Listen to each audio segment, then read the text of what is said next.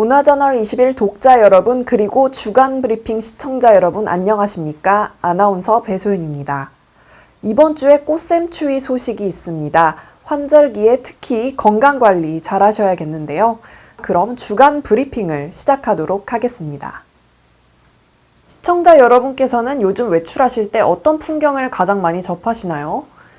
요 며칠 동안에는 미세먼지로 하늘이 탁해지기도 했고 텅 빈 식당가나 상점가 무엇보다 가장 많이 접하게 되는 장면은 아마 마주치는 사람 대부분이 착용하고 있는 마스크를 쓴 모습이 아닐까 싶습니다.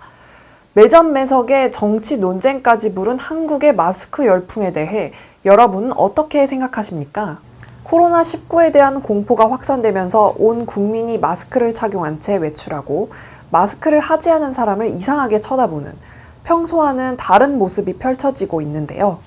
이런 현상에 대해 병원이나 전염병 전문가들은 오버액션, 즉 과한 행동이라고 말합니다. 환자 본인이나 병원 관계자들은 마스크를 착용해야 하지만 보통 사람들이 일상생활을 할 때는 굳이 마스크 착용을 할 필요가 없다는 겁니다. 실제 미국이나 WHO도 보건용 마스크 착용을 권고하지 않고 있습니다. 다만 기침 등 호흡기 증상이 있거나 감염 의심자를 돌보는 경우 의료기관 방문자, 그리고 감염이나 전파 위험이 높은 직업군 종사자는 KF80 이상의 보건용 마스크를 착용하도록 권고하고 있습니다. 그런데 우리나라의 경우 오히려 일부 언론과 정치권 등에서 코로나19에 대한 공포심을 조장하고 있고 이런 공포심이 마스크 사재기 현상까지 불렀다는 지적을 받고 있습니다. 최근에는 마스크를 벗는 사람 숫자가 조금씩 늘고 있다고 하는데요. 가벼운 외출이나 일상생활에서는 마스크보다 오히려 손을 더 깨끗이 씻거나 손 소독제로 손을 닦는 것에 집중하는 것이 좋다고 합니다. 마스크를 착용해도 손이 깨끗하지 못하면 착용하나 마나라고 하니까 손 씻기와 손 소독이 먼저가 아닌가 싶습니다. 다음 소식입니다. 그동안 강원랜드 채용 청탁 의혹으로 재판을 받아온 자유한국당 권성동 의원이 KT 특혜 채용 관련 뇌물수수 혐의로 기소돼 1심에서 무죄를 선고받은 같은 당 김성태 의원에 이어 또다시 무죄를 선고받자 사법부가 채용 비리에 너무 무심한 게 아니냐는 비판이 이어지고 있습니다. 특히 취업에 목을 매고 있는 청년들은 아빠 찬스나 지인 찬스의 기회가 없는 취중생들은 불안과 실망을 넘어 참담함을 느낀다며 도저히 납득할 수 없는 판단이라고 꼬집었습니다. 지난 13일 서울고등법원 형사 13부는 업무방해 등의 혐의로 불구속 기소된 권성동 의원과 전 강원랜드 본부장에게 무죄를 선고했는데요. 재판부는 형사재판을 결국 검사가 입증 책임을 지는 것이다. 이 사건에서는 실체적 진실은 모르겠지만 검사가 법관의 합리적 의심을 배제할 정도로 증명을 못했다며 무죄 판단의 이유를 설명했습니다. 이에 따라 정치인들의 특혜 채용을 바라보는 재판부의 시각보다는 채용 비리 정치인에 대해 검찰이 기소할 의지가 있는 것인지 여부가 도마 위에 오르고 있습니다. 취업 명단을 전달하고 청탁은 했지만 제출한 증거만으로는 입증이 어렵다는 재판부의 판단은 김성태 의원의 재판 결과와 상당히 닮은 꼴인데요. 두 가지 모두 검찰은 채용 비리 범행이 공정사회 기반을 흔들고 사회 기반을 붕괴시킬 수 있는 중대 범죄라며 징역형을 구형했지만 재판부는 검찰의 증거 확보가 미흡했다며 증거 불충분을 지적했습니다. 무죄 판정을 받은 두 의원은 모두 야당 정치인에 대한 탄압이다, 정치 보복이다, 무차별적 기소라고 반박했습니다. 하지만 청년 유니온 김영민 사무처장은 대대적인 채용 비리가 있음에도 불구하고 상식적으로 납득할 수 없는 판결이라며 사법적 책임과는 별개로 정치적 책임은 남는다. 총선을 앞두고 자유한국당에서도 공천 기준의 채용 비리에 대해 언급한 바가 있는데 이 부분에 대해 어떻게 책임질지 묻지 않을 수 없다고 지적했습니다. 또 인터넷 누리꾼들은 유전무죄, 무전유죄다. 검찰이 입증 못한 것이 아니라 안 한 것이다. 부정청탁으로 일자리를 뺏긴 청년들만 불쌍하다는 등의 반응을 보이며 검찰 개혁의 목소리를 높이기도 했습니다.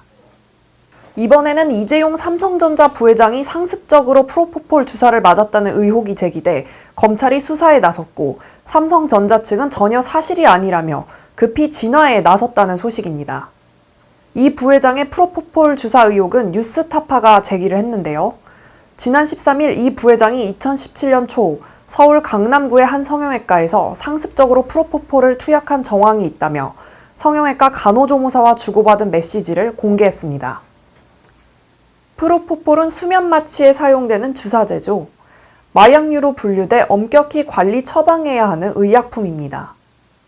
하지만 삼성전자는 이런 내용을 다룬 뉴스타파 보도에 대해 이 부회장의 프로포폴 불법 투약 사실이 전혀 없다며 다툼이 있는 관련자들의 추측과 오해로 의심을 근거로 한 일방적 주장이라고 일축했습니다. 삼성 측은 이 부회장이 과거 병원에서 의사의 전문적 소견에 따라 치료를 받았고 이후 개인적 사정 때문에 불가피하게 방문 진료를 받은 적은 있지만 불법 투약 의혹은 전혀 사실이 아니라고 밝혔습니다. 삼성전자 측은 또 뉴스타파의 허위보도 책임을 물어 민형사상 법적 대응을 검토할 예정이라며 추측성 보도는 당사자는 물론 회사와 투자자에 큰 피해를 줄 수 있으므로 사실이 아닌 보도가 확대 재생산되지 않도록 수사 결과를 차분하게 지켜봐 달라고 당부했습니다. 한편 이 부회장은 국정농단과 관련해 박근혜 대통령에게 뇌물을 제공한 혐의로 1, 2심에서는 유죄를 인정받은 바 있습니다만 최근 서울고등법원 형사일부가 삼성그룹의 준법 감시 조직을 신설하고 이것이 유효하게 작동할 경우 양형을 참작하겠다는 의향을 보임에 따라 재수감 가능성이 줄어들었다는 분석이 잇따르고 있습니다. 하지만 이렇게 최종심은 대법원 재판이 파기환송심으로 흐를 가능성이 커지면서 교수, 법조인, 시민단체 등 지식인 483명이 공정하고 정의로운 재판을 진행하라며 지식인 선언을 하는 시민단체가 반발하고 있어 이 부회장의 재수감 여부가 주목되고 있습니다. 다음은 정치계 소식으로 넘어가겠습니다.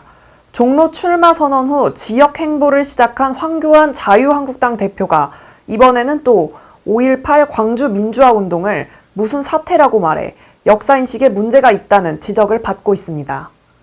황 대표는 출마를 선언한 종로구 한 분식집 앞에서 주민들과 대화를 하던 도중 제가 여기서 학교를 다녔습니다. 1980년 그때 하여튼 무슨 사태가 있었죠. 학교가 휴교되고 이랬었던 기억도 나고 그러네요 라고 발언한 것으로 알려졌습니다. 황 대표가 언급한 학교는 성균관대학교로 1980년 5월 17일 비상계엄이 확대되며 전국 대학교에 휴교령이 내려졌던 당시의 일을 그렇게 회상한 것으로 보이는데요. 1980년 당시는 황 대표가 대학교 4학년이었고 5.18 광주 민주화 운동에 대해 몰랐을 리가 없는 만큼 이 같은 발언을 이해할 수가 없다는 지적입니다. 황 대표가 말한 사태라는 표현은 전두환 신군부가 5.18 광주 민주화 운동을 폭동으로 규정짓기 위해 사용했던 명칭으로 1995년 5.18 민주화 운동 등에 관한 특별법이 제정되면서 법적 명칭이 5.18 광주 민주화 운동으로 정해졌습니다. 황 대표의 이 같은 발언을 놓고 정치권은 일제히 거센 비난을 쏟아냈는데요. 더불어민주당은 정치 1번지 종로에 출마하겠다는 제1야당의 대표자, 대한민국의 대통령이라는 야심찬 꿈을 꾸는 사람의 역사의식에 경악할 뿐이라고 일침을 놓았습니다. 또 민주평화당 박주연 수석대변인은 광주 사태는 광주 5.18 민주화 항쟁을 비하할 목적으로 사용하는 말로 이 같은 역사인식을 가진 자가 국회의원 선거에 뛰어든 것 자체가 대한민국의 비극이라고 맹비난을 퍼부었습니다. 대한신당과 정의당도 최고 수위의 비난을 쏟아냈고 심지어 바른미래당에서도 광주의 피를 모욕하고 대한민국의 민주주의를 부정하는 괴물이 되기로 한 것인가라며 무릎 꿇고 사과하라고 촉구했습니다. 이처럼 날선 비난이 쏟아지고 여론도 들끓자 황 대표는 뒤늦게 광주와는 관계없다면서 선긋기에 나섰는데요. 기자들과 만난 자리에서 1980년에 4학년 때의 시점을 생각한 것이다. 광주하고는 전혀 관계가 없다고 해명했습니다. 하지만 1980년 당시 대학교들이 휴교를 할 정도로 큰 사건이었던 5.18 광주 민주화 운동을 황 대표가 모른다기보다는 의도적으로 이 같은 표현을 쓴 것이 아니냐는 비판에 힘이 실리고 있고 사과 없는 해명에 대한 여론도 싸늘해지는 모양새입니다. 마지막으로 문학의 소식입니다. 전 세계가 봉준호 감독의 기생충 열풍에 휩싸인 가운데 서울시가 기생충 촬영지를 투어 코스로 개발하겠다고 밝혔습니다. 서울시와 서울관광재단이 영화 속 대표적인 서울 촬영지를 배경으로 영화 전문가와 함께하는 팸 투어를 기획해 영화 속 숨은 이야기를 풀어낼 계획이라고 밝혔는데요. 이벤트 성격의 팸 투어 진행 후 이를 관광 코스로 개발하는 방안도 구상하고 있다고 합니다. 영화 속 주요 촬영지였던 마포구의 돼지쌀 슈퍼와 기택 동네 계단, 종로구의 자아문 터널 계단, 동작구의 스카이 피자로 이어지는 영화 기생충 촬영지 탐방 코스는 이미 지난해 12월에 서울 관광 홈페이지를 통해 소개돼 벌써 6만 뷰를 돌파했다고 합니다. 서울시와 서울관광재단은 영화 기생충 촬영지 탐방 코스를 통해 한국 영화의 위상 제고와 함께 한류 도시 서울의 매력과 품격을 적극 알릴 계획이고요. 나아가 봉준호 감독의 다른 대표 작품인 괴물, 살인의 추억, 옥자, 플란다스의 개 촬영지도 엮어서 코스로 개발하고 국내외 영화팬과 영화 전문 리뷰어 등과 함께하는 팸 투어도 기획 단계에 있다고 밝혔습니다. 92년 아카데미 역사를 새로 쓴 기생충의 환호와 함께 이번 한 주도 건강하고 즐겁게 보내시기 바랍니다. 감사합니다.